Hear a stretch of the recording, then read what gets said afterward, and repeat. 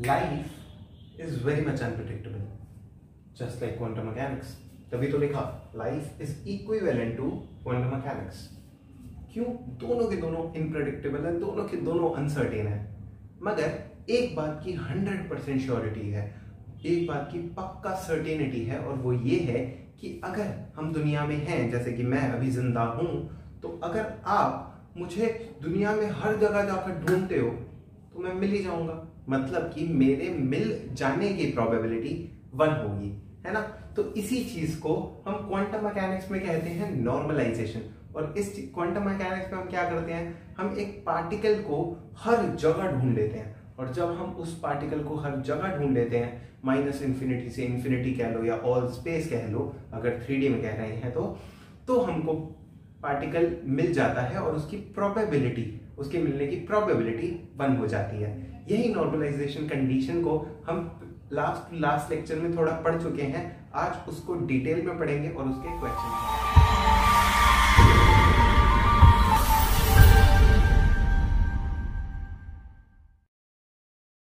Hello everyone, this is Mohit और आज हम करने जा रहे हैं नॉर्मलाइजेशन। नॉर्मलाइजेशन का बेसिक इंट्रो हम लास्ट लेक्चर में कर चुके हैं और आज हम उसके आगे का पढ़ने जा रहे हैं। बट उससे पहले एक बार जल्दी से हम रिवीजन कर लेते हैं, रिविजिट कर लेते हैं जो अब तक हमने पढ़ा है उसको। ठीक है, तो सबसे पहले हमने पढ़ा था बॉर्न्स इंटरप्रिटेशन को। तो बॉर्न्स इंटरप्रिटेशन ये थी कि भैया जो साई स्क्वायर होता है ना, साई स्क्वायर जो हमारा साई होता है वो तो एक कॉम्प्लेक्स नंबर होता है ना, कॉम्प्लेक्स क्वांटिटी है। और क्योंकि ये कॉम्प्लेक्स क्वांटिटी है तो ये फिजिकली नेचर में हमारा कुछ भी नहीं दिखाएगा, मगर जब हम साई का स्क्वायर करेंगे, साई के मॉड का स्क्वायर करेंगे, या ऐसा कह लो साई स्टार साई करेंगे, ये जब करेंगे तो ये हमारा प्रोबेबिलिटी डेंसिटी को बताएगा, प्रोबेबिलिटी को नहीं, प्रोबेबिलिटी डेंसिटी को बताएगा। मगर इस प्रोबेबिलिटी डेंसिटी से प्रोबेबिलिटी निकालना बहुत आसान हो जाएगा। और वो हम कैसे निकालते हैं, वो फॉर एग्जांपल अगर हमारे पास ये एक वेव फंक्शन का ग्राफ दे रखा है, ये कुछ ऐसा है, हमारा ग्राफ है साई स्क्वायर वर्सेस एक्स का, साई स्क्वायर वर्सेस एक्स का, मतलब यहाँ पर हमने प्रोबेबिलिटी डेंसिटी लिखी है और यहाँ पर हमने एक्स लिखा है।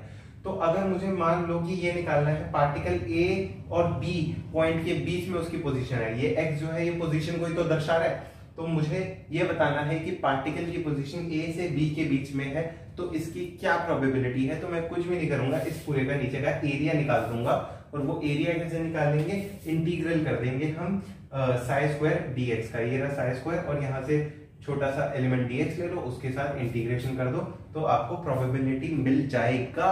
मगर ऐसा सिर्फ तब ही होगा जब हमारा वेव फंक्शन होगा नॉर्मलाइज्ड। हमारा वेव फंक्शन क्या होगा, नॉर्मलाइज्ड। तो जैसे ही हमने ये सोचा भाई साहब नॉर्मलाइज्ड चाहिए वेव फंक्शन, तब जाके काम होगा, तो फिर से दिमाग में आया यार नॉर्मलाइजेशन होता क्या था। नॉर्मलाइजेशन वो होता था जैसे हमने जब श्रोडिंगर्स इक्वेशन सॉल्व करी, तो एक साई करके हमारे पास कोई क्वांटिटी आया जो कि उसका सॉल्यूशन था। अब वो साई उसका आंसर है या नहीं है, मतलब कि वो फिजिकली एक्सेप्टेबल सॉल्यूशन है या नहीं है, ये हमको नहीं पता। ये हमको तब पता लगेगा जब हम उसको नॉर्मलाइज करेंगे। अब कैसे करेंगे, अब तक हमने ये समझ लिया कि नॉर्मलाइजेशन क्यों करते हैं, इसलिए करते हैं क्योंकि हमारा जो भी वेव फंक्शन होगा वो सारे के सारे वेव फंक्शन इस चीज को सेटिस्फाई करें या ना करें, है ना, बॉर्न्स इंटरप्रिटेशन को सेटिस्फाई करें या ना करें, वो हमको नहीं पता।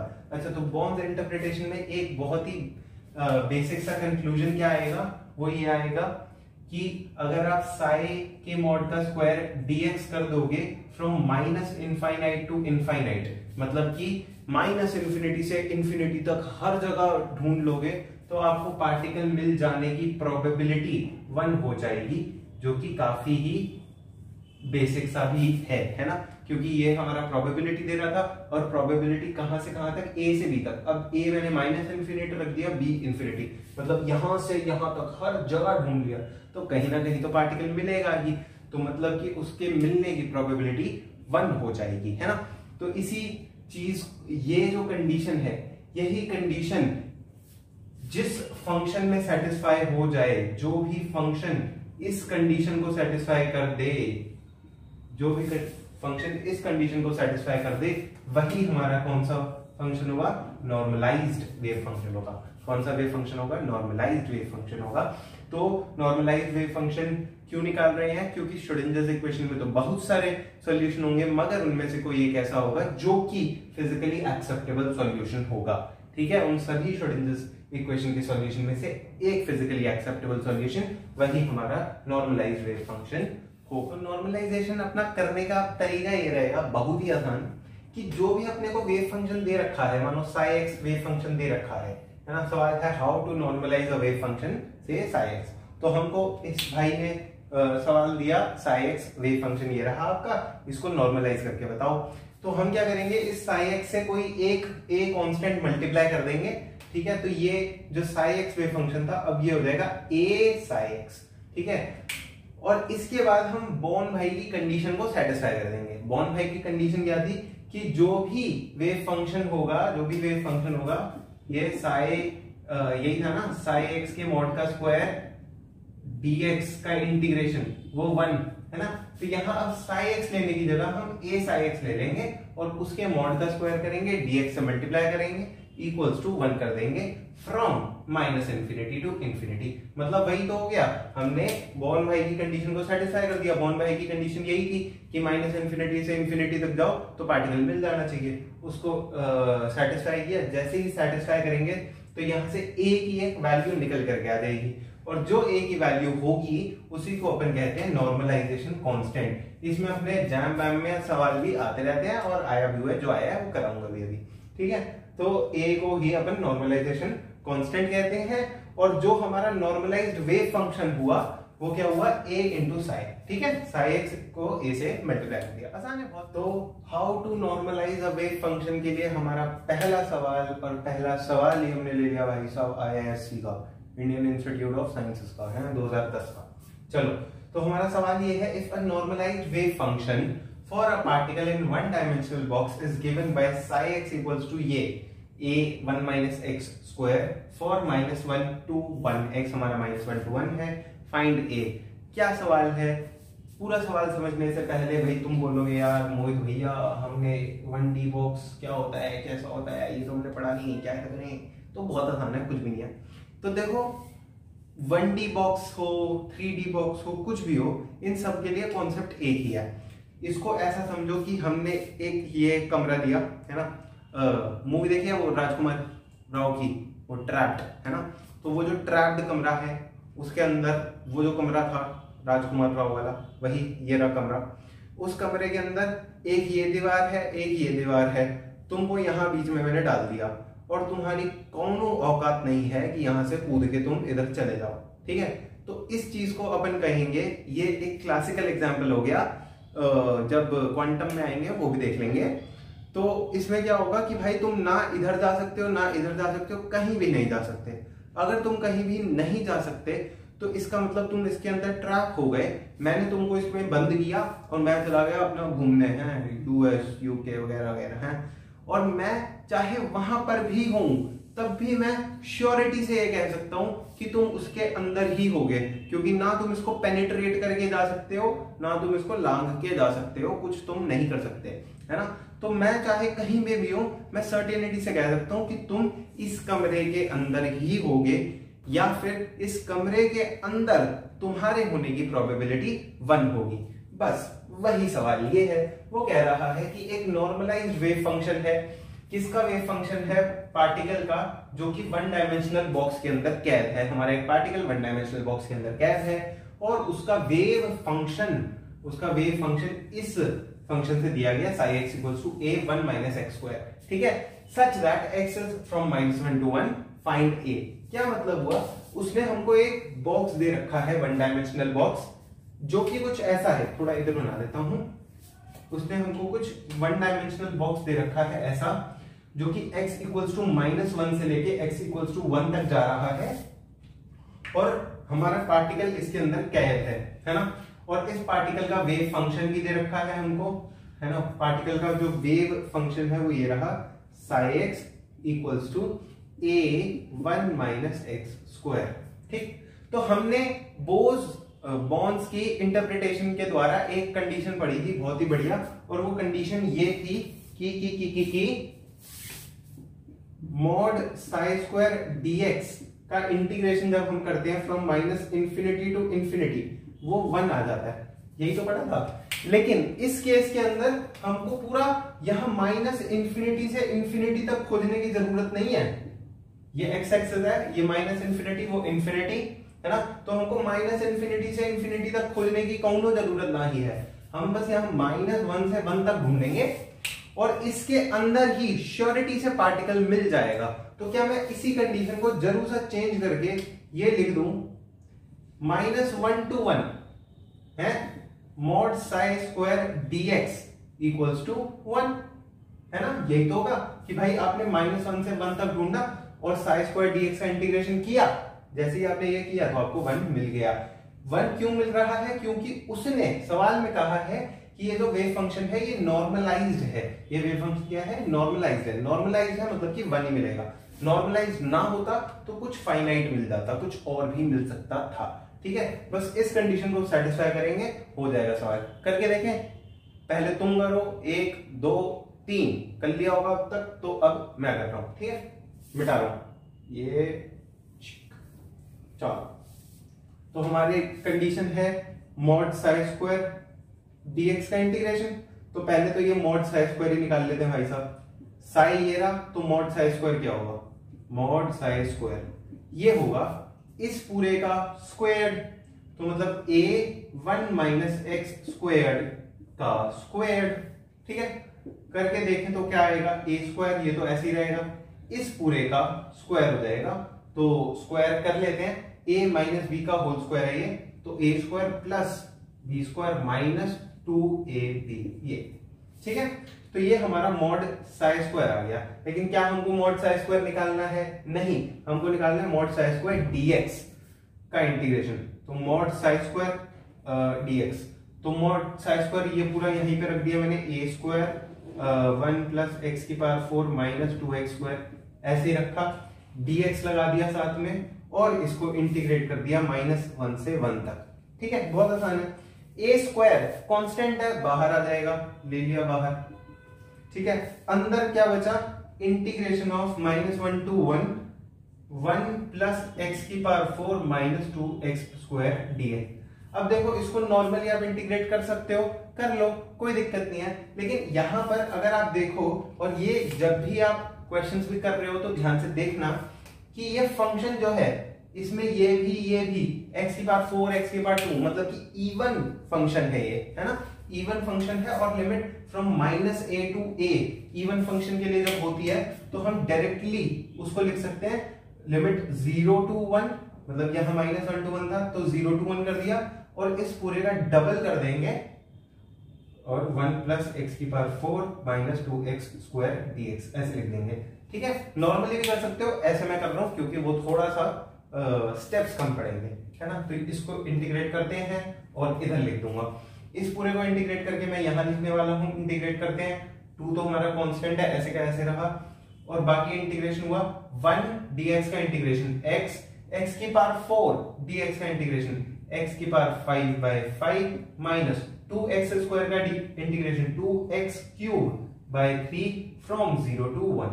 ठीक है, अब 0 to 1 ये है, इसको फिर से सॉल्व कर देते हैं। बस यहाँ एक बार 1 डाला, दूसरी बार 0 डाला, ट्वाइस ऑफ यहाँ 1 डाला तो 1 प्लस 1/5 माइनस 2/3, 0 डाला तो माइनस 0, पूरा पूरा का पूरा 0 ये। तो ये हमारा आंसर हो गया। इसको जरा सा और सॉल्व कर लेते हैं, क्या आ रहा है ये। अच्छा, एक चीज, यहाँ पर a स्क्वायर भी था, यहाँ a स्क्वायर था तो यहाँ पर भी a स्क्वायर होगा 2a स्क्वायर, और सिमिलरली यहाँ पर भी a स्क्वायर होगा, और यहाँ पर भी a स्क्वायर होगा। ठीक है, तो चलो सॉल्व कर लेते हैं। 2a स्क्वायर ऐसे का ऐसे रहा, इस पूरे को सॉल्व किया 1 प्लस 1/5 माइनस 2/3, एलसीएम लिया 15 प्लस 3 माइनस के 10, तो बाकी सब मिटा रहा हूं।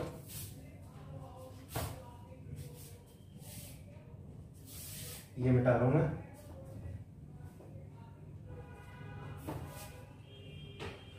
तो हमारा आएगा 2a स्क्वायर बाय 15 18 - 16। ठीक है, ये जो चीज है ये क्या निकला है? ये जो चीज है क्या निकला है, ये निकला है मॉड साई का स्क्वायर dx का इंटीग्रेशन -1 से 1, ठीक है। और अभी हमने थोड़ी देर पहले समझा था ये किसके बराबर होना चाहिए, 1 के बराबर। तो ये पूरा किसके बराबर होना चाहिए, 1 के बराबर। किसके बराबर होना चाहिए, 1 के बराबर। तो 1 के बराबर कर दिया।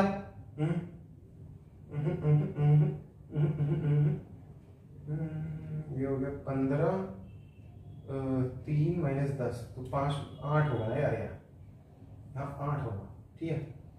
तो देख रहे हो आंसर रटा पड़ा था मुझे, इसलिए पता लग गया मुझे। इक्वल्स टू 1, तो यहाँ से हमारा a निकल के आ जाएगा 15/16 का अंडर रूट, ठीक है। आसान है, बहुत आसान है, कुछ भी नहीं है। तो हमें a की ही वैल्यू निकालनी थी। तो अगर आप IISc और 2010 का पेपर दे रहे होते तो एक साल तो हम समझ लेते, है ना। वैसे बाय द वे IISc के जब प्रॉब्लम आते थे वो कोई खास मुश्किल है नहीं, अगर आप देखोगे तो, है ना। मतलब जैम से कम ही लेवल लगा लो, लेकिन उनकी फिर कट ऑफ वगैरह बहुत तगड़ी जाती है। लेकिन अब से क्या, एक शायद काफी टाइम पहले से ही IISc ने पेपर लेना तो बंद कर दिया। इस बार जो है IISc ने इंटरव्यू के लिए बुलाया जैम के मार्क्स पर ही, और 51 रैंक तक बुलाया सिर्फ, बस 51 रैंक। 51 रैंक का मतलब कितने मार्क्स होंगे, ऑलमोस्ट 100 में से जैम के अंदर करीब 62 63 मार्क्स या 65 मार्क्स ऐसे। तो अब ठीक है, नॉर्मल सी प्रोबेबिलिटी निकालने का एक बिल्कुल बेसिक सा सवाल कर रहे हैं ताकि अपने को फील आ जाए क्या करना है, कैसे करना है। और ये शायद प्रीवियस ईयर क्वेश्चन है, किसी ना किसी पेपर में आया हुआ है, ठीक है। चलो, if the probability that x lies between x to x plus dx is this, px equals to this। अब देखो यहाँ जब भी आपको ऐसा दिया होगा ना, px equals to ये चीज, ठीक है, तो उसमें आप ध्यान से देखोगे, जैसे px equals to a e पर माइनस ax dx ऐसा दे रखा है ना, तो इसके अंदर एक्चुअली हमको ये जो चीज है ना, ये हमारा वही है जो हमारा साई स्क्वायर होता था। साई स्क्वायर क्या होता था, प्रोबेबिलिटी नहीं, प्रोबेबिलिटी डेंसिटी, ठीक है। तो ये हमारा प्रोबेबिलिटी डेंसिटी होता था। खैर इस क्वेश्चन में कुछ ज्यादा अपने को यूज नहीं करना, लेकिन फिर भी अपने को पता होना चाहिए ये जो चीज है यही हमारी प्रोबेबिलिटी डेंसिटी है। तो वो कह रहा है कि हमारा जो पार्टिकल है वो x से x प्लस dx के बीच में लाई करे। मान लो कोई तुम्हारा ऐसा वेव फंक्शन है, तो x से x प्लस dx मतलब कि इतने dx रीजन के अंदर लाई करे। इसकी जो प्रोबेबिलिटी है वो है ये, जिसमें x जो है तुम्हारा 0 से लेके इनफाइनाइट तक जा रहा है। अब वो कह रहा है और a is greater than 0, then find the probability that x lies between x1 to x2। तो आपको ये बोल रखा है कि dx के अंदर लाई करना, उसने यही तो बोला x से x प्लस dx मतलब कि इस dx रीजन के अंदर लाई करने की प्रोबेबिलिटी ये है। तो अब वो सवाल पूछ रहा है, आप बताओ क्या प्रोबेबिलिटी होगी कि पार्टिकल ये x1 से x2 तक हो। तो बस कुछ भी नहीं, इसको इंटीग्रेट कर देंगे हम, ठीक है। इंटीग्रेट कैसे करेंगे, हमको पता है जो भी प्रोबेबिलिटी डेंसिटी का फंक्शन होता है a e पर माइनस ax, उसको dx करके उसका स्क्वायर करके, नहीं बस उसको अपन इंटीग्रेट कर देते हैं फ्रॉम x1 टू x2।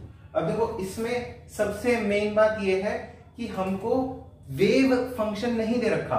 पिछले सवाल में हमको वेव फंक्शन दे रखा था, तो वेव फंक्शन का हमको स्क्वायर करना पड़ा था। वेव फंक्शन दे रखा था, हमको साई स्क्वायर निकालना पड़ा था।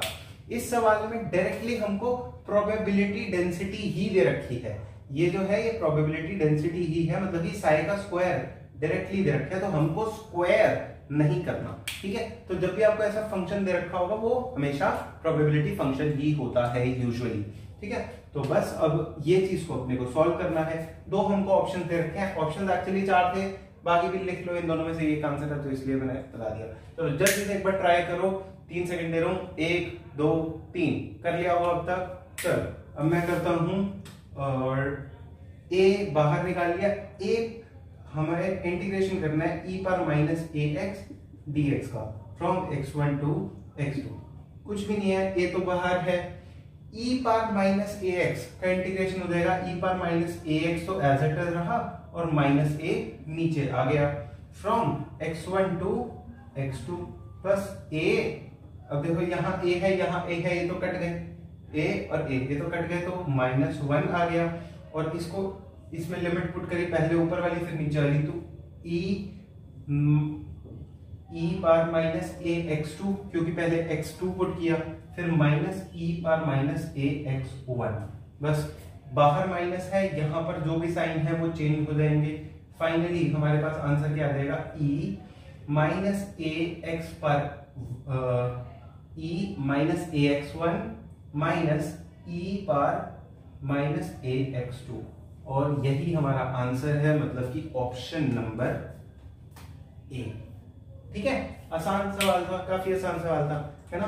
बस इसमें हमको नई चीज क्या समझने को मिली, हमको एक चीज समझने को मिली, अगर हमें ऐसा फंक्शन दे रखा होता है तो वो प्रोबेबिलिटी डेंसिटी का फंक्शन होता है, ना कि वो वेव फंक्शन होता है ना। और उसने बोला ही है क्योंकि जो प्रोबेबिलिटी है x से x प्लस dx तक लाई करने की, वो ये है, मतलब कि प्रोबेबिलिटी फंक्शन ही दे रखा है। तो अगला सवाल और बहुत ही इंपॉर्टेंट सवाल, ठीक है, ध्यान से समझना। वो कह रहे हैं कि एक 1D पार्टिकल है, अगेन मतलब 1 डायमेंशनल बॉक्स है, उसके अंदर पार्टिकल है, which is confined in the region x equals to 0 to a, है ना। तो इसका क्या मतलब है कि हमारा एक पार्टिकल होगा जो कि एक डब्बे के अंदर बंद है, और वो जो डब्बा है वो 0 से लेकर a तक जा रहा है ना। ये डब्बा है और यहाँ पार्टिकल कन्फाइंड है, इसका कोई मतलब पार्टिकल ऐसे मत बनाओ, चलो जो भी है, हमारा पार्टिकल कन्फाइंड है इस डब्बे के अंदर। अब whose wave function in the region is ये। अब हमको एक वेव फंक्शन दिया हुआ है, मतलब कि जो पार्टिकल के मोशन से जो वेव बन रही है उसका वेव फंक्शन ये है। वो कह रहा है calculate the probability of finding the particle in region this. तो अब हमारा जो पार्टिकल है वो a/4 से लेकर 3a/4 तक होगा, यहां कहीं पार्टिकल होगा, मतलब कि इस पूरे डब्बे, ये पूरा डब्बा था हमारा, इस पूरे डब्बे के अंदर हमारा पार्टिकल मूव कर सकता है। तो अब इस बात के क्या चांसेस है या क्या प्रोबेबिलिटी है कि जब हम कैलकुलेट करें तो हमारा, जब हम उसकी मेजरमेंट करें पार्टिकल को, मतलब कि देखें कि कहां पे है वो, मेजरमेंट करें तो जो पार्टिकल है वो इन दोनों के बीच में मिले, मतलब इस पूरे रीजन के अंदर मिले। ठीक है, ये हमारा सवाल है। तो देखो एक्चुअली हमें क्या करना है, हमें वेव फंक्शन दे रखा है, हमें a/4 से 3a/4 तक ढूंढना है कि हमें पार्टिकल कहां मिल जाएगा। अब इसमें जो यूजुअली बहुत सारे बच्चे जो गलती करते हैं, या रुको पहले ट्राई करो, खुद ट्राई करो ये क्वेश्चन, फिर बताता हूं। 1 2 3 ट्राई कर लिया, चलो अब मैं बताता हूं। अब सबसे पहली चीज जो कि बहुत सारे बच्चे इसमें गलती करेंगे, आई होप अगर आपने खुद किया होगा तो, है ना, अगर आप करोगे तो वो ये करेंगे कि ना प्रोबेबिलिटी वो लिख देंगे, प्रोबेबिलिटी इक्वल्स टू a/4 से 3a/4 तक जाएंगे और साई स्क्वायर dx को इंटीग्रेट कर देंगे, है ना। किस किस ने यही चीज करी है, नीचे कमेंट करके बताओ किस किस ने यही चीज करी है। और ये जो चीज है ना, ये सही होती लेकिन तब होती जब ये जो वेव फंक्शन है ना ये नॉर्मलाइज्ड होता। ठीक है, अगर ये नॉर्मलाइज्ड होता तो ये चीज सही होती। ठीक है, तो अब हम कैसे अप्रोच करेंगे इस सवाल को, या तो हम एक काम कर सकते हैं, जो हमें ये वेव फंक्शन दे रखा है उसको हम नॉर्मलाइज कर दें। नॉर्मलाइजेशन कैसे करते हैं हमने सीखा है कि बस यहां पर कुछ a कांस्टेंट लगा देंगे, उस कांस्टेंट फिर ये साई स्क्वायर को इंटीग्रेट करेंगे 0 से मतलब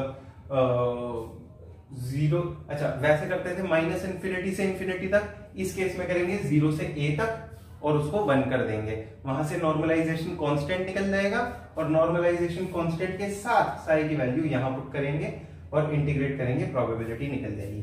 ये तो हुआ एक तरीका। एक और तरीका है ना। इन दोनों तरीकों को समझते हैं। एक बार मैं यहाँ पर सब कुछ मिटा रहा हूं, जो काम का है बस वही रखना, ठीक है। हमारे पास अब वेव फंक्शन है, हमें निकालना है प्रोबेबिलिटी a/4 से 3a/4 तक रहने की। कैसे निकालें, हमको पता है सबसे पहले हमें क्या करना है, इस वेव फंक्शन को कुछ n कांस्टेंट से मल्टीप्लाई करना है, उसके मॉड का स्क्वायर करना है, dx करना है और 0 to a लेकर उसको 1 कर देना है। क्यों? क्योंकि 0 to a ही हमारा पार्टिकल लाई कर रहा है, तो वहां लाई करने की प्रोबेबिलिटी 1 हो जाएगी। अब नोटवर्दी चीज देखो, n साई का जब मैं स्क्वायर कर रहा हूं ना, n साई का जब स्क्वायर कर रहा हूं तो ये क्या हो जाएगा, n स्क्वायर तो ऐसे ही आ जाएगा क्योंकि n तो कांस्टेंट है। लेकिन जब मॉड साई का स्क्वायर आप करोगे तो असल में ये है n स्क्वायर जो था ही साई स्टार साई, ठीक है। n square Sai star Sai, क्योंकि साई का स्क्वायर क्या होता है, साई स्टार साई। अच्छा, तो जल्दी से हम देखते हैं ये साई स्टार क्या है और ये साई क्या है। साई तो पता ही है, ये पूरा है ना, ये पूरा है। लेकिन साई स्टार क्या है, साई स्टार है कॉम्प्लेक्स कॉन्जुगेट ऑफ दिस। और कॉम्प्लेक्स कॉन्जुगेट करोगे तो ये जो चीज है इसमें तो आयोटा वाली चीज है नहीं, तो ये तो ऐसे का ऐसे ही रह जाएगा। तो साइन पाई एक्स ओवर ए, ये तो ऐसे का ऐसे ही आएगा।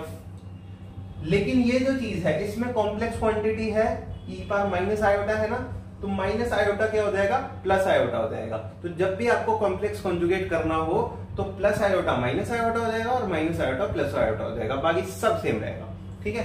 तो इसका कॉम्प्लेक्स कॉन्जुगेट कर देते हैं, तो एक्सपोनेंशियल ऑफ माइनस आयोटा की जगह प्लस आयोटा ओमेगा टी, ठीक है, प्लस आयोटा ओमेगा टी, ठीक। तो हमको साई स्टार पता लग गया, हमको साई पता ही है, दोनों को मल्टीप्लाई करके देखें। साई जो है वो क्या है, वो है sign pi x over A exponential of minus iota omega T, यही तो था साई, है ना।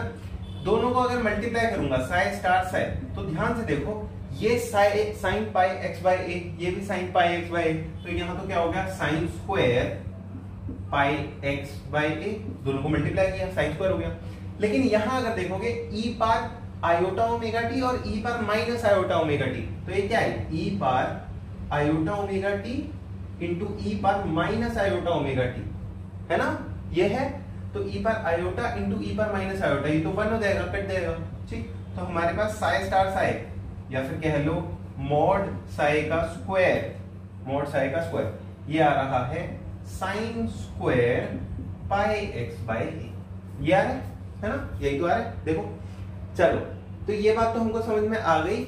लेकिन हमारे पास है n square into mod psi का स्क्वायर। जल्दी से ये लिख लो 1 2 3, मिटा रहा हूं।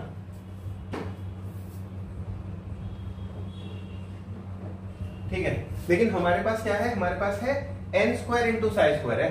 तो इसको जब मैं सॉल्व करूंगा तो क्या आ जाएगा, n स्क्वायर आएगा एक तो ये, और मॉड साई का स्क्वायर अभी अभी निकाला sine square pi x over a, यही तो आएगा। साथ में dx का इंटीग्रेशन कहां से कहां तक, 0 से a तक, और ये चीज हमारी वैल्यू देनी चाहिए 1, बस हो गया काम। तो बस n स्क्वायर तो देखो कांस्टेंट है, बाहर निकाल लिया। अगला बचा साइन स्क्वायर। साइन स्क्वायर को मैं क्या लिख सकता हूं, देखो साइन स्क्वायर को डायरेक्टली इंटीग्रेट तो कर नहीं सकते, हमें इसे लिखना पड़ेगा 1 माइनस cos 2 pi x over a by 2। अच्छा, बाय 2 को भी बाहर ही लिख लेते हैं, कोई दिक्कत नहीं है, dx। अब इसका इंटीग्रेशन करना है 0 to a, कर देते हैं, कौन सी बड़ी बात है, n स्क्वायर बाय 2 तो ऐसे का ऐसा रहा, 1 यहां पर है 1 dx का इंटीग्रेशन हो जाएगा x, cos 2 pi x by a का इंटीग्रेशन हो जाएगा sin 2 pi x by a, है ना, अपॉन 2 पाई बाय a। ये आई होप ये दिख रहा है, हाँ ठीक है, पक्का, कोई दिक्कत तो नहीं है। अच्छा, लिमिट कहां से कहां तक, 0 से a तक। चलो लिमिट भी लगा देते हैं, अब इधर आ जाते हैं, हो गया काम। बस यहां पर बच गया n स्क्वायर बाय 2, x में लिमिट लगाई, a डाला, 0 डाला, तो आंसर आ जाएगा 1 minus 1 by 2 pi by a, ऐसे का ऐसे है, और साथ में साइन का है, sine 2 pi x by a, sine 2 pi x by a में पहले a डालो तो sine 2 pi a by a, sine 2 pi a by a, मतलब कि साइन 2 पाई माइनस साइन दूसरा x डाला 0, ओए होए होए, साइन 2 पाई भी 0, साइन 0 भी 0, मतलब ये भी गया, ये भी गया, केवल और केवल ये बच गया। मतलब कि हमारा जो n स्क्वायर a बाई 2 हो गया, ये क्या हो गया, ये n साई के मॉड का स्क्वायर dx है ना, का इंटीग्रेशन। तो ये पूरा जब सॉल्व किया तो ये आ गया, ये पूरा जब सॉल्व किया तो ये आ गया। और हमने बोन्स कंडीशन के हिसाब से बोला था कि भाई ये जो पूरा चीज है ये 1 के बराबर होना चाहिए, तो this should be equals to 1। यहां तक क्लियर है क्या? जल्दी से उतार लो, 1 2 3,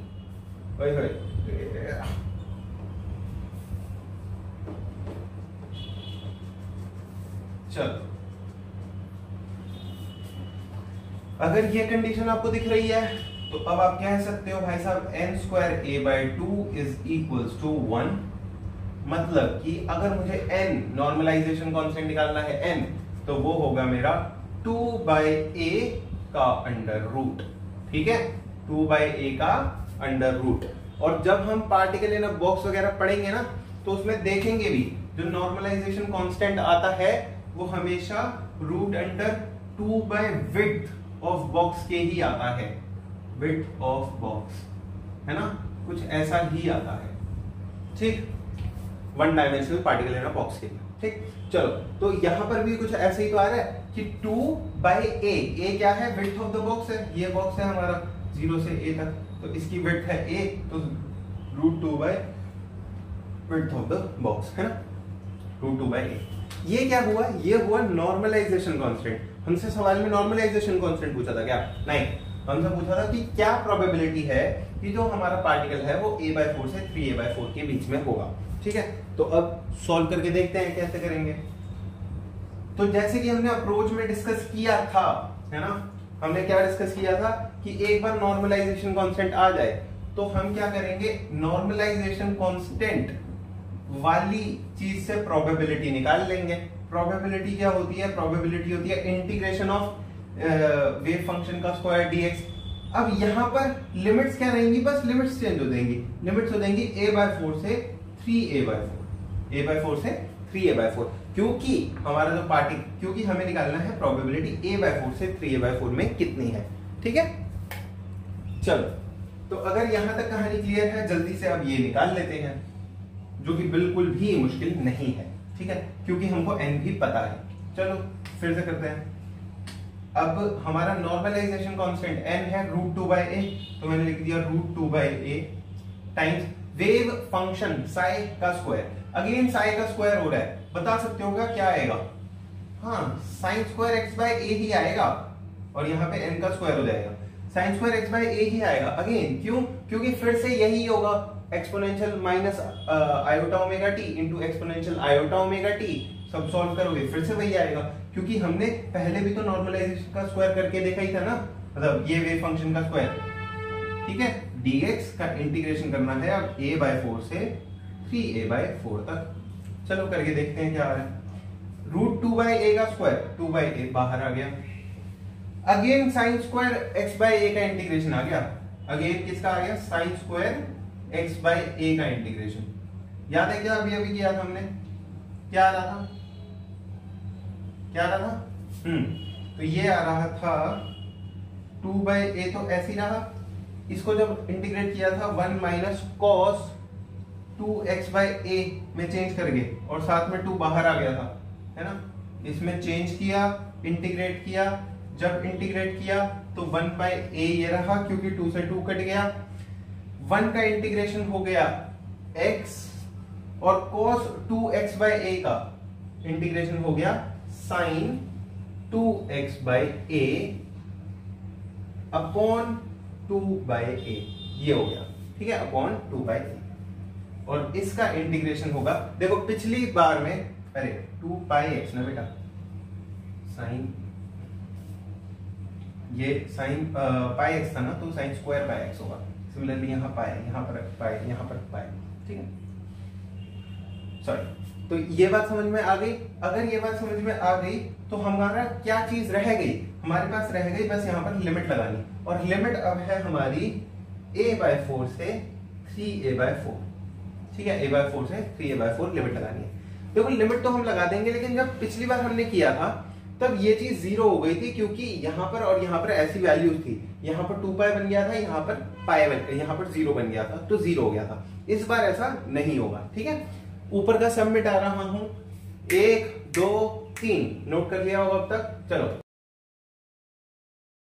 अब हमारे पास बच गया केवल और केवल ये टर्म। इसको सॉल्व करना है, जैसे ही सॉल्व करेंगे हमारे पास आंसर आ जाएगा। हमारा आ रहा है 1/a x, पहले ये डाला फिर ये डाला, तो 3a/4 minus a/4, 3a/4 minus a/4 plus, अब इसके अंदर डालते हैं, एक तो 1/2 पाई बाय a, ये तो बाहर आ जाएगा, है ना, 2 पाई बाय a, ये तो बाहर आ जाएगा। अंदर बच जाएगा हमारा, अंदर बच जाएगा, एक बार 3a/4 डाला तो साइन 2 पाई, यहां डाल दिया 3a/4 और नीचे एक a। ठीक है, ये माइनस माइनस, अब यहां a/4 डाल दिया तो साइन 2 पाई बाय a और इधर आ गया हमारा a/4। ठीक है, ये कहानी क्लियर है क्या? कोई दिक्कत कोई परेशानी नहीं। तो 1/a 3a/4 माइनस a/4 वो हो जाएगा a2a, ये हो जाएगा 2a/4 या फिर कह लो a/2 माइनस a/2 पाई ये टाइम्स। अब इसको सॉल्व कर देते हैं, जरा सा सॉल्व करेंगे, क्या आ जाएगा? देखो a से a गया, यहां से यहां गया, ये हो गया 2, तो 3 साइन 3 पाई/2। ठीक है, माइनस, अब यहां पे भी a से a गया और 2 से 4 गया, यहां 2 आ गया, तो साइन पाई/2। ठीक, ये कहानी पूरी की पूरी क्लियर है। अब ध्यान से देखो, यहाँ a है, यहाँ a है, दोनों में से बाहर एक कॉमन निकाल लो, यहाँ नीचे भी a है, तो a ने a से a को मार डाला। ठीक है, मस्त एकदम। अब क्या बच गया? 1/2 इधर माइनस 1/2 पाई इधर, और ये सॉल्व करना है। अब आपको ये पता होगा कि साइन 0 पे तो 0 होता है, साइन पाई/2 पर 1 होता है, साइन पाई पर 0 होता है और साइन 3 पाई/2 पर -1 होता है ना, पता है? तो चलो ये चीज हो गई -1 और ये चीज हो गई 1, तो ये हो गया। सॉल्व किया, 1/2 माइनस 1/2 पाई, माइनस माइनस प्लस, तो -2, माइनस ने माइनस को मार डाला, 2 ने 2 को मार डाला, आंसर आपका आ गया 1/2 प्लस 1/पाई। ये ठीक है, ये क्या है? ये प्रोबेबिलिटी है, प्रोबेबिलिटी नहीं एक्चुअली फ्रैक्शन है ना, कितना, हाँ फ्रैक्शन कह लो, प्रोबेबिलिटी कह लो, जो भी। तो ये वो प्रोबेबिलिटी है कि हमारा जो पार्टिकल है वो a/4 से 3a/4 के बीच में लाई करेगा। ठीक है, अगर हमारा 0 to a का ये पूरा बॉक्स है तो उसमें a/4 से 3a/4 के बीच में हमारा पार्टिकल लाई करेगा, उसकी प्रोबेबिलिटी ये है। जरा निकाल के देखें कितनी आई, ऑलमोस्ट 1/2 हो गया 0.5 और 1/पाई, 1/पाई मतलब एक तरह से 1/3 से थोड़ा सा बड़ा, तो 3 से थोड़ा सा बड़ा, तो ऑलमोस्ट 1/3.33 होता है, तो कुल 0.3 मान लो, ऑलमोस्ट 0.8। ठीक है, तो 0.8 प्रोबेबिलिटी है कि जो हमारा पार्टिकल है वो इस रीजन के बीच में लाई कर रहा है, जो कि एक अच्छी खासी प्रोबेबिलिटी है ना, क्योंकि देखो रीजन भी तो बड़ा है काफी। ठीक, और बीच में ना हमेशा ज्यादा ही होती है। चलो अब मिटा दिया जाए एकदम। देखो ये तो हो गया हमारा एक तरीका, जिसमें आई होप आपको अप्रोच समझ में आ गई होगी। एक बार जल्दी से मैं फिर से बता देता हूं हमने क्या किया है, ताकि रिवीजन हो जाए आपकी। ठीक, चलो तो हमने क्या किया, हमने सबसे पहले जो भी हमारे पास वेव फंक्शन था उसको नॉर्मलाइज कर लिया। नॉर्मलाइज कैसे किया भाई साहब? n से मल्टीप्लाई किया इस साई को, इसके मॉड का स्क्वायर किया, dx से मल्टीप्लाई किया, इंटीग्रेशन किया 0 से a तक और उसको कर दिया 1। क्यों? क्योंकि भाई पार्टिकल जो है वो बॉक्स में ही तो होगा, इतनी बार बता दिया। ठीक है, यहां से आपका n निकल करके आ गया, n निकल करके 2/a आया था, है ना। n जब आ गया तो अब आपको, क्योंकि ये प्रोबेबिलिटी निकालनी है कि पार्टिकल a/4 से 3a/4 में है, तो आपने अगेन प्रोबेबिलिटी के लिए वही फॉर्मूला लगाया, a/4 से 3a/4 n times Sai mod का स्क्वायर dx, ये निकाल दिया। ठीक है, n की आपको वैल्यू पता ही थी हमको। ठीक है, तो ये हमारा अब जब नॉर्मलाइज्ड वेव फंक्शन हो गया तब हम ये कर सकते हैं डायरेक्टली प्रोबेबिलिटी निकालने के लिए। ठीक है, जब ये निकल गया तो ये हमारी प्रोबेबिलिटी आ गई 1/2 प्लस 1/π, जो कि बिल्कुल सही आंसर है। ठीक है, कोई दिक्कत कोई परेशानी नहीं। चलो, ये था हमारा तरीका नंबर 1। ठीक है, ये था तरीका नंबर 1, या कह लो क्या कहते हैं उसे, मेथड नंबर 1। नहीं मेथड नहीं, कुछ बढ़िया सा वर्ड बोल रहा था, अप्रोच नंबर 1। हाँ, अप्रोच नंबर 1। ठीक है, ये हो गई हमारी पहली अप्रोच पहली। ठीक, दूसरी अप्रोच भी हो सकती है जो कि जिसमें आपको नॉर्मलाइजेशन कांस्टेंट या फिर नॉर्मलाइज्ड वेव फंक्शन निकालना नहीं पड़ेगा, आप डायरेक्टली जैसे कर रहे होगे उसमें वो हो ही जाएगा काम। ठीक है, तो अप्रोच 2, उसमें आप क्या करोगे, देखो हमारा प्रोबेबिलिटी की बचपन की डेफिनेशन क्या थी भाई साहब, favourable outcome upon total outcome, है ना। तो कुछ वैसा ही है। तो इसमें प्रोबेबिलिटी आप निकाल सकते हो कि अब a/4 से 3a/4 में इंटीग्रेशन कर देना कौन से वेव फंक्शन की, जो आपको दे रखा है वही, जो आपको दे रखा है ये साइड वही, इसको नॉर्मलाइज करने की कौन जरूरत नहीं है। ठीक है, लेकिन इसको डिवाइड कर देना आप लेकिन इसको आप डिवाइड कर देना 0 से a साई स्क्वायर dx से। ठीक है, समझ में आ रहा है, क्योंकि ये एक तरह से वही हो गया ना, favourable outcome upon total outcome, है ना। क्योंकि हमारा फेवरेबल कहां है a/4 से 3a/4, लेकिन टोटल क्या है 0 से a। जब वेव फंक्शन नॉर्मलाइज्ड होता है तो यही चीज आपकी 1 हो जाती है, ये नीचे वाला डिनोमिनेटर ही 1 हो जाता है, तो सिर्फ आंसर यही रह जाता है। लेकिन यहां पर नॉर्मलाइज नहीं है, तो इसलिए आपको a/4 से 3a/4 करना पड़ेगा, 0 से a करना पड़ेगा। सेम कैलकुलेशन होगी, सब सेम होगा। असल में मेथड भी एक ही बात है, लेकिन फिर भी कहने के लिए दो कह सकते हैं। ठीक है, तो अगला सवाल आपकी स्क्रीन के ऊपर ये रहा, जल्दी से पॉज करो, ट्राई करो, 3 सेकंड दिए जा रहे हैं। 1 2 3 कर लिया होगा। अब भाई अपन करते हैं। ठीक है, चलो, तो हमको सवाल दे रखा है, जो साई एक्स है वेव फंक्शन है वो ये है, हमको निकालना है कि प्रोबेबिलिटी क्या होगी वो -a to a लाई करे, तो जिसमें जो हमारा x है वो -∞ to ∞ पूरा ही है इस बार। ठीक है, अब हमारा -∞ to ∞ पूरा वेव फंक्शन लाई कर सकता है। हमको प्रोबेबिलिटी निकालनी है कि भाई प्रोबेबिलिटी -a to a लाई करने की। तो एक तरीका तो वही है, नॉर्मलाइजेशन कांस्टेंट निकालो फिर करो, है ना, नॉर्मलाइजेशन कांस्टेंट करके। दूसरा अभी बताया क्या से करेंगे कि ऊपर लिख दो फेवरेबल आउटकम वाली चीज, तो मतलब -a to a mod Sai square dx। ठीक है, अपॉन नीचे लिख दो जहां से जहां तक x लाई करता है पूरा, साई x लाई करता है पूरा। ठीक है, ये अगर ये कर लेंगे तो भी आ जाएगा। और मजेदार बात ये है कि ये वाला वेव फंक्शन पहले से ही नॉर्मलाइज्ड है, तो ये जो नीचे वाली चीज है ना, ये अपने आप ही बन हो जाएगी। ठीक है, तो करके देखें, या करके देख लेना, आएगा, बन आएगा। ठीक, चलो। अच्छा, अब देखो इस चीज को अगर हम ध्यान से देखें तो इस सवाल में ना हमारा mod x है। क्या है? mod x। mod x के बारे में बेसिक जानकारी तो हमको है, बचपन से पढ़ते आ रहे हैं। एक बात ये कि जब हमारा x पॉजिटिव होता है तो mod x जो है वो x की तरह खुलता है अकेले, है ना। और जब हमारा x नेगेटिव होता है, जब हमारा x नेगेटिव होता है तो mod x -x की तरह खुलता है ना, ये पता है ना। तो अगर हम इसका जो हमको दे रखा है -a to a का इंटीग्रेशन, इसको अगर हम दो भागों में तोड़ लें, -a to 0 mod साई का square dx plus 0 to a mod Sai का स्क्वायर dx, तो कोई गलती थोड़े ना होगी, सब सही है। लेकिन इससे फायदा क्या होगा कि जो हमारा वेव फंक्शन है, जो ये वेव फंक्शन था, इसमें जो मॉड था, मॉड को हटा के हम नॉर्मल x या -x में रिप्लेस कर पाएंगे। करके देखें, चलो यहां से करते हैं। सबसे पहले हम इस वाली चीज के लिए लेते हैं -a to 0 के लिए।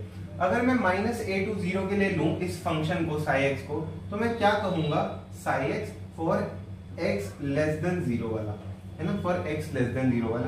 तो साई x को मैं लिखूंगा 1/√a एक्सपोनेंशियल ऑफ, अब जो मॉड एक्स है वो माइनस एक्स की तरह खुलेगा, तो minus of minus x by a, ठीक है, और माइनस ऑफ माइनस एक्स मतलब कि एक्स बाय ए, ठीक, मस्त, कोई दिक्कत कोई परेशानी तो नहीं है। तो हमारा जो वेव फंक्शन है वो ये बन गया इस वाली टर्म के लिए। अच्छा, इस वाली टर्म के लिए देखें क्या, तो Sai x for x greater than 0, अगर मैं एक्स ग्रेटर देन 0 के लिए देखूंगा तो हमारा वेव फंक्शन ये था 1/√a exponential of minus of mod x by a. अब जो है मॉड एक्स जो है वो नॉर्मल एक्स की तरह खुलेगा, अब जो मॉड एक्स है वो नॉर्मल एक्स की तरह खुलेगा क्योंकि एक्स ग्रेटर देन 0 है, ठीक है। तो ये हमारे दो वेव फंक्शन आ गए, तो ये अलग इंटीग्रेशन हो गया, ये अलग इंटीग्रेशन हो गया। क्यों अलग अलग हो गए? क्योंकि हमारे वेव फंक्शन ही दोनों अलग हैं। लेकिन मजेदार बात ये है कि ये, चलो आगे बात करते हैं कि ये इवन फंक्शन है तो और भी आसान कर सकते हैं इसे, कोई नहीं, अभी दो कर लेते हैं। चलो इसको कर लेते हैं, पहले इसको सॉल्व किया, इसको अगर सॉल्व करेंगे तो मॉड साई का स्क्वायर, मॉड साई का स्क्वायर मतलब कि इसका स्क्वायर है ना, क्योंकि अगर हम x लेस देन 0 में देखें तो ये वाला वेव फंक्शन काम करेगा। इस वेव फंक्शन का देखा तो मॉड साई का स्क्वायर मतलब कि इस चीज का स्क्वायर, इस चीज का स्क्वायर करें तो 1/a, 1/√a का तो स्क्वायर हो गया 1/a exponential of x by a का स्क्वायर, ठीक है। या फिर ऐसे लिख दो, ऐसे देखने में अच्छा नहीं लग रहा तो e power 2x/a exponential of 2x/a, है ना।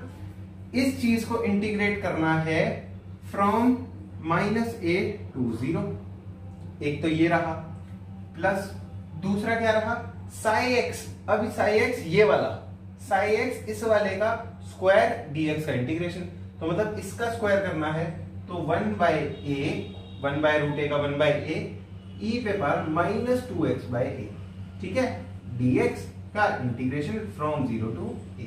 बस अब इस चीज को सॉल्व कर देना है, जैसे ही हम सॉल्व कर देंगे काम हो जाएगा। ऊपर का सब मिटा रहा हूं, ठीक है। चलो जी, तो अब हमें इस चीज का बस इंटीग्रेशन करना है और काम हो गया। चलो अगर मैं इसका इंटीग्रेशन करूं तो क्या होगा, 1/a तो कांस्टेंट है, बाहर आ गया, e पे पावर 2x/a का इंटीग्रेशन, e पे पावर 2x/a का इंटीग्रेशन, e पे पावर 2x/a, और जो साइड में था वो नीचे आ गया, 2/a नीचे आ गया, है ना। डिफरेंशिएशन में ऊपर ही आता है, इंटीग्रेशन में नीचे आ जाता है। लिमिट आ देंगी -a to 0, बस, प्लस ऐसे ही इसको इंटीग्रेट कर देते हैं 1/a as it is, e पे पावर -2x/a का हो जाएगा e पे पावर -2x/a, और -2/a नीचे आ जाएगा। ये इसका जो लिमिट लगेंगी वो 0 to a लगेंगी, ठीक है। यहाँ a ने a को मार डाला, यहाँ भी a ने a को मार डाला। आगे पहले यहाँ 0 डालो, फिर यहाँ -a डालो, ठीक, और 1/2 तो कांस्टेंट है तो बाहर ले लो। पहले यहाँ 0 डाला तो e पे पावर 0 माइनस e पे पावर यहाँ पर हो जाएगा -2a/a, यही होगा क्या, क्योंकि मैंने a x की जगह -a डाल दिया तो -2a/a, और a ने a को मार डाला, ठीक है। प्लस नहीं, यहाँ -2 है तो बाहर 1/-2 ले लिया मैंने, ठीक। यहाँ पर एक बार a आया तो -2a/a -e पावर -0, ये लो, ठीक है जी। कोई दिक्कत कोई परेशानी तो नहीं है। चलो अगर ये सब भी समझ में आ गया तो बस हमारा सवाल होने ही वाला है। e पावर 0 का मतलब 1, यहाँ पर हो गया 1/e पावर -2 मतलब कि e पावर 2 नीचे को, -1/2, ये गया, यहाँ हो गया 1/e का स्क्वायर और -1, ठीक है। ये कहानी क्लियर है, एकदम क्लियर है। चलो तो 1/2 हमने एलसीएम मतलब कॉमन निकाल लिया, अंदर बच गया 1 - 1/e square minus 1/e square plus 1/e square plus 1, ये हो गया 1 - 1 और माइनस मतलब ये दोनों ऐड हो गए, और यहाँ पे भी दोनों ऐड हो गए, तो 2 ऊपर हो गया 2 -2/e का स्क्वायर, और साथ में डिवाइडेड बाय 1/2, ये पूरा 1/2 से डिवाइड हो रहा है। 2 ने 2 से 2 को मार डाला, तो फाइनली जो हमारा आंसर बच गया वो बच गया 1 माइनस 1/e का स्क्वायर, ये, और यही हमारा बिल्कुल सही आंसर है। ठीक है जी। तो हमको ये समझ में आ गया कि हमने क्या किया।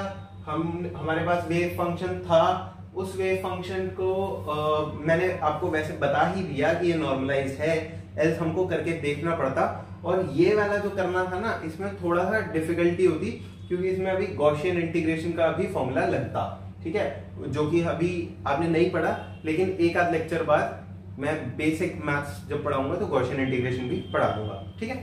तो अच्छा, ये गॉसियन इंटीग्रेशन का क्योंकि उसमें फॉर्मूला लगना था वो हमने नहीं किया, लेकिन ये नॉर्मलाइज्ड ही वेव फंक्शन था और इसको सॉल्व किया हमने। सॉल्व कैसे किया? हमने सिंपल जो प्रोबेबिलिटी थी उसको लिख दिया कि वो -a to a psi square dx upon -infinity to infinity psi square dx ये होगी। ठीक है, जैसे ही ये करेंगे तो हमारा सॉल्व हो जाएगा। ठीक, चलो अगर यहां तक लिख लिया, उतार लिया, मिटा रहा हूं सब। पार्ट बी जल्दी से ट्राई करो। क्वेश्चन क्या है एक बार सुन लो। अब जो हमारा पार्ट बी है ना, उसमें बोल रखा कि हमारी प्रोबेबिलिटी जो है -b to b लाई करने की वो 0.5 है। मतलब कि अब उसने खुद ही कोई पॉइंट b मान रखा है जहां से जहां तक की प्रोबेबिलिटी 0.5 आ रही है, तो हमको अब वो पॉइंट b ही निकालना है। ठीक है, तो अगेन करना कोई मुश्किल नहीं होगा। हम क्या करेंगे, मॉड साई का स्क्वायर dx करेंगे, इंटीग्रेट करेंगे।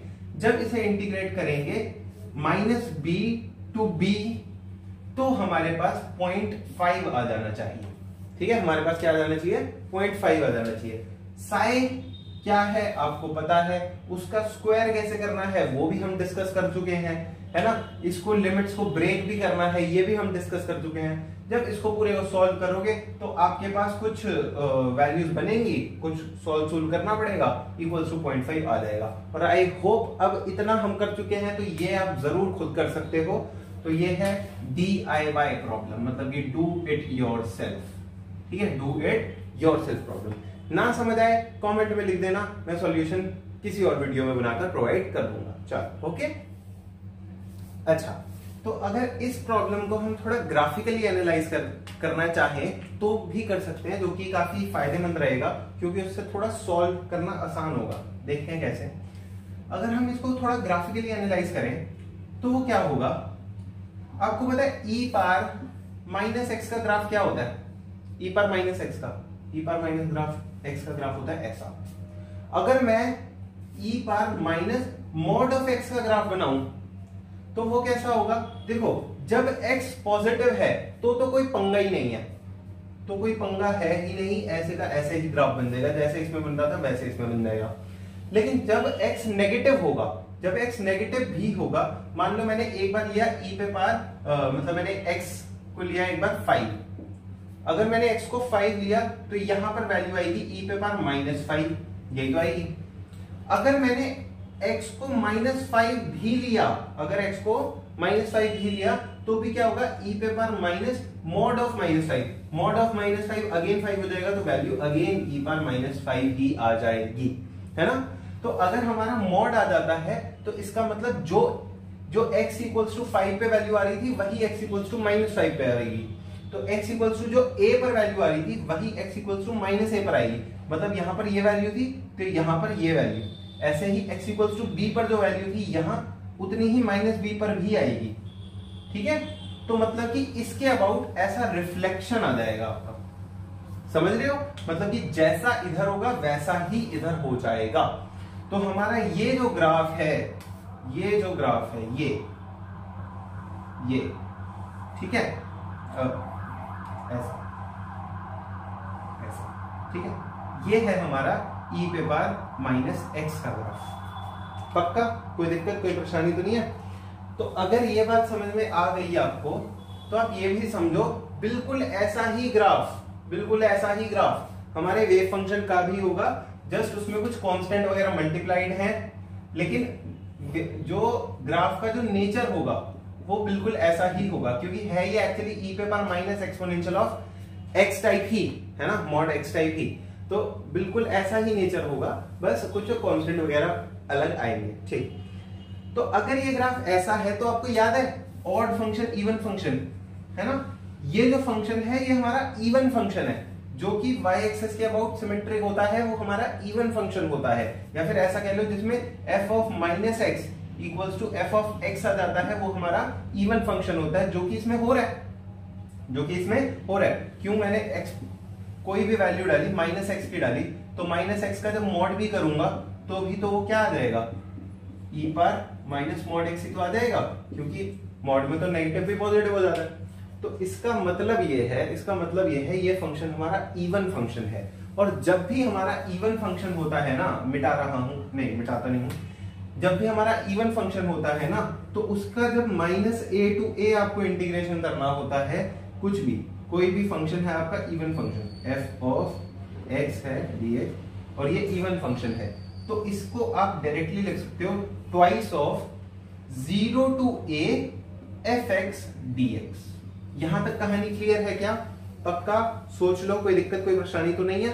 चल, अगर यही बात हम इस क्वेश्चन में अप्लाई करें, जो कि हम बिल्कुल अप्लाई कर सकते हैं, इस सबको मिटा रहा हूं, तो वो क्या होगी, वो ये होगी कि जब हमको प्रोबेबिलिटी निकालनी थी माइनस a टू a की, है ना, हमने किया था मॉड साई का square dx minus a to a integration करना था, तो जब आप ये करोगे तो ये हो जाएगा minus a to a psi square मतलब कि इसका स्क्वायर, तो मतलब कि 1 बाय a इसका square exponential of minus twice of mod x over a dx।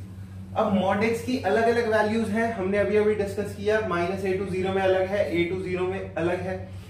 उससे बढ़िया हम इसको ये भी लिख सकते हैं कि 0 से a का ट्वाइस कर दो आप, 0 से a में जो आप करने वाले हो ना 2x बाई a dx, है ना, क्योंकि 0 से a में माइनस जो मॉड x है वो x की तरफ लेगा, तो ऐसा बन जाएगा, तो इसी जो 0 से a करने वाले हो उसी को ट्वाइस कर दो, तो आपको माइनस a टू a अलग से कैलकुलेट करने की जरूरत नहीं पड़ेगी, ये एक ही बार में हो जाएगा। आई होप ये बात क्लियर है, कोई दिक्कत कोई परेशानी नहीं है ना? ओके, चलो अगला करते हैं। तो चलो जी, अपना आखिरी सवाल इस लेक्चर का है ना, वो है कि हमको वेव फंक्शन दे रखा है और हमको बोल रखा है कि वेव फंक्शन के द्वारा जो प्रोबेबिलिटी है हमारे पार्टिकल के पाए जाने की a से a प्लस डी में और 2a से 2a प्लस डी में, वो p1 है और p2 है रिस्पेक्टिवली, ठीक है, और हमको निकालना है find the ratio of p1 and p2। अब ध्यान से देखना इसको, हमको अब रेशियो निकालना है p1 बाय p2 का, हमको वैल्यूज नहीं निकालनी, हमको रेशियो निकालना है p1 बाय p2 का। हमें पता है प्रोबेबिलिटी क्या होती है, प्रोबेबिलिटी होती है मॉड साई का स्क्वायर dx, है ना, तो मॉड साई का स्क्वायर dx, दोनों में कुछ ना कुछ मॉड साई का स्क्वायर dx, मॉड साई का स्क्वायर dx ऐसे ही कुछ हो रहा होगा। अच्छा, अभी जो हमारा जो इंटरवल है वो dx ना होकर के dA है, मतलब ये कुछ ऐसा है, a से आपको a प्लस dA में जाना है तो इतना सा इंटरवल dA मोटाई का ये, और ऐसे ही यहाँ पर a से dA में जाना है तो इतना सा इंटरवल dA मोटाई का, ठीक, तो a से dA में जाना है तो यहाँ मॉड साई का स्क्वायर dA हो जाएगा, ठीक है, और नीचे भी मॉड साई का स्क्वायर dA हो जाएगा। अब देखो, जब हमें नॉर्मली सवाल दिया होता था a से 3a में जाना है, a से 2a तक जाना है, तो हमको इंटीग्रेट करना पड़ता था, लेकिन इसमें हमसे रेशियो मांगा हुआ है। अगर रेशियो मांगा हुआ है, हमको कुछ इंटीग्रेट करने की जरूरत नहीं है, और दूसरी बात इसमें हमको कोई ऐसी लिमिट नहीं है a से लेके 2a तक जाना है, इतने बड़े को इंटीग्रेट करना है, नहीं, हमको बस इतने से के लिए निकालना है, dA लेंथ के लिए। तो अगर सिर्फ dA लेंथ के लिए निकालना है तो मैं जो मेरी प्रोबेबिलिटी डेंसिटी है, ये प्रोबेबिलिटी डेंसिटी, उसको इतने से रीजन से ही मल्टीप्लाई कर दूंगा dA से, बस खत्म। इसमें तो कुछ इंटीग्रेट करने की जरूरत ही नहीं पड़ी, है ना, क्योंकि रीजन ही इतना सा है, इसको काट दिया, हटाया, तो ये चीज सॉल्व करनी है। अब देखो, यहां पर जो मॉड साई का स्क्वायर है, ऊपर हमको प्रोबेबिलिटी P1 है a से a प्लस dA तक जाने की, तो वहां पर a से a प्लस डी तक जाने की जो प्रोबेबिलिटी होगी, उसके लिए जो मॉड साई में लिखूंगा वो होगा मेरा, जहां पर psi for x equals to a होगा, है ना, क्योंकि जब psi x equals to a के लिए निकालूंगा तभी तो वो P1 की प्रोबेबिलिटी देगा। ऐसे ही नीचे वाले के लिए मैं mod psi at x equals to 2a लिखूंगा, ठीक है, और दोनों का स्क्वायर स्क्वायर कर दूंगा, डी से डी मर गया, ठीक, बस सॉल्व कर देते हैं, हो गया काम। मॉड साई का square at x equals to a, चलो जल्दी से निकाल के देखते हैं मॉड साई का square at x equals to a। अब मॉड साई का स्क्वायर अगेन क्या होता है, conjugate of psi into psi at x equals to a, at x equals to a, ठीक है, चलो करके देखते हैं। Conjugate of psi, conjugate of psi मतलब कि इस वेव फंक्शन का कॉन्जुगेट, तो ये हो जाएगा a एक्सपोनेंशियल ऑफ, देखो ये माइनस आयोटा टाइम्स दिस, तो minus x square by A square minus iota के एक्स, है ना, क्योंकि कॉन्जुगेट में बस हमको आयोटा वाले की जगह माइनस आयोटा लगाना होता है, ठीक, और जो जहां नॉर्मल मॉड साई एक्स है वहां तो a exponential of minus x square by A square plus iota के एक्स, ठीक है जी, यहां तक कहानी क्लियर है। अगर क्लियर है तो अब ये भी दिख रहा होगा, इसको इधर लिख देता हूं मैं, तो a स्क्वायर हो जाएगा, एक तो ये a इंटू ए स्क्वायर, दूसरा इसको e की पावर में लिख लेते हैं, e की power minus x square by A square minus iota के एक्स, एक तो ये रहा, दूसरे का e की power minus x square by A square plus iota के एक्स, ठीक है, कोई दिक्कत कोई परेशानी नहीं।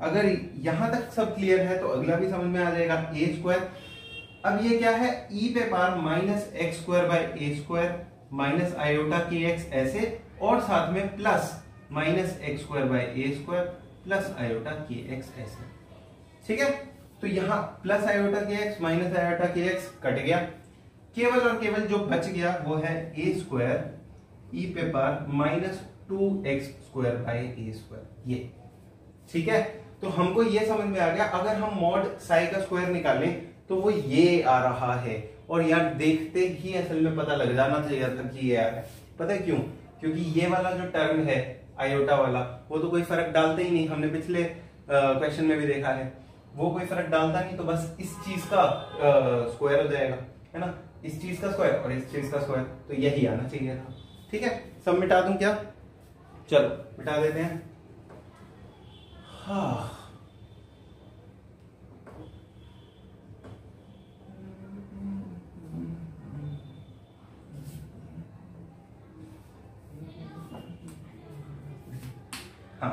तो हमें निकालना था मॉड साई का स्क्वायर, और वो आ रहा है ए स्क्वायर ई पे power minus 2x square by A square, ये आ रहा है, ठीक है।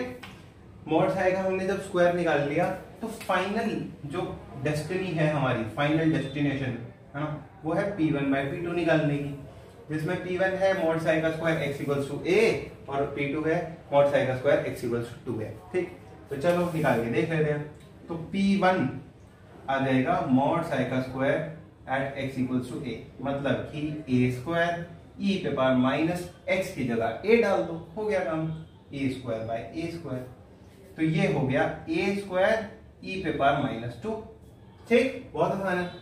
दूसरा प्रोबेबिलिटी P2 निकालोगे तो मॉड साई का square at x equals to 2a, ठीक है, क्योंकि 2a पे ही तो हमको वेव फंक्शन की वैल्यू निकालनी है, तभी तो प्रोबेबिलिटी निकलेगी, तो क्या हो जाएगा a स्क्वायर e पे पावर माइनस 2, अब x की जगह आ जाएगा 2a, तो 2a का स्क्वायर बाय a का स्क्वायर, ये, ठीक, इसको सॉल्व करो जरा सा, a स्क्वायर e पे पावर 2a का स्क्वायर होगा, तो यहां पर हो जाएगा 2 इंटू 2 का स्क्वायर 4, तो minus 8a square by a square, तो कह सकते हैं a स्क्वायर ई पे पावर माइनस 8, ये, ठीक है जी।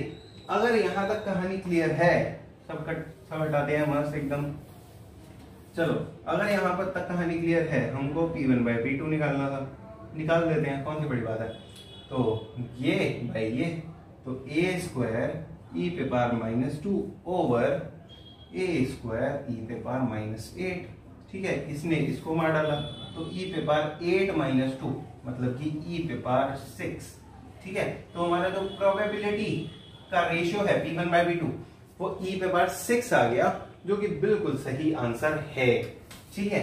आई होप यहाँ तक सब समझ में आ गया होगा। कोई डाउट है, कोई दिक्कत है, कोई परेशानी है, सब नीचे लिख देना। और आपको एक असाइनमेंट जरूर दूंगा मैं, जो कि डिस्क्रिप्शन बॉक्स में आपको मिल जाएगा। वो असाइनमेंट आप करना जरूर। उसमें करीब करीब 10-12 सवाल होंगे। जो सवाल ना समझ में आए आप कमेंट में पूछ लेना और बस मजे करो, ठीक है। Thank you. अगर ये वीडियो अब तक आप देख रहे हैं तो आई होप कि ये वीडियोस आपके लिए यूजफुल रह रही होंगी। और अगर ये यूजफुल रह रही हैं तो जस्ट टू टेल यू कि जो नेक्स्ट लेक्चर हमारा होने वाला है वो है statistical interpretation of quantum mechanics के ऊपर, जिसमें हम क्वांटम मैकेनिक्स का जो स्टैटिस्टिकल बिहेवियर है उसको बहुत अच्छे से जानने की कोशिश करेंगे। अब तक इस सफर में हमने नॉर्मलाइजेशन समझ चुके हैं, नॉर्मलाइजेशन के सवाल लगा चुके हैं, कई सारे वर्कआउट एग्जाम्पल्स के साथ हमने वेव फंक्शन के बारे में पढ़ा है, हमने नॉर्मलाइजेशन के बारे में पढ़ा है। और नेक्स्ट लेक्चर सीरीज में, नेक्स्ट लेक्चर में हम स्टैटिस्टिकल इंटरप्रिटेशन के ही थॉट्स और उसके क्वेश्चंस करने वाले हैं।